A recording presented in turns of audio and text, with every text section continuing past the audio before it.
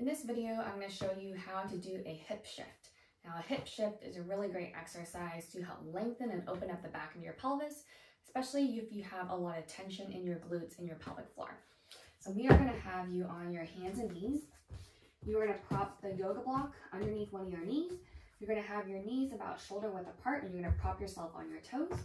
Now, you want to make sure that you are not too far back, but that your knees are kind of directly underneath the hips, elbows underneath the shoulders. Now in this position, we're going to have you arch your back, so really think about lifting the tailbone. Now maintaining that arched back, you are going to shift your hip to the side of the yoga block, so you're really shifting over. Now what you want to make sure of is you don't want to lift the opposite leg.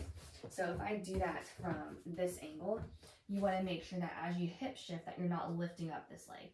So really keep your knees on the ground, your toes anchored, and you're going to shift over towards that hip.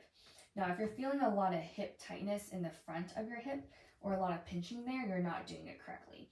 So that's why you want to make sure you're starting with your elbows or your knees directly underneath your hip. You don't want to start too far back, otherwise then you'll feel more of that pinching. So really start more forward, you're going to shift over, and then from there, you're going to slightly hinge your hips back a little bit. So it's going to be an arch, tailbone lift, lateral shift, maintaining that arch in your back, and then slowly hinge your hips towards that diagonal, that back diagonal, without losing the arch. So again, really make sure you're maintaining that arch as you hold that stretch. And you're going to hold it for about 30 seconds. So if we do the other side, you're going to have the yoga block on your other side. You're going to have starting position like this.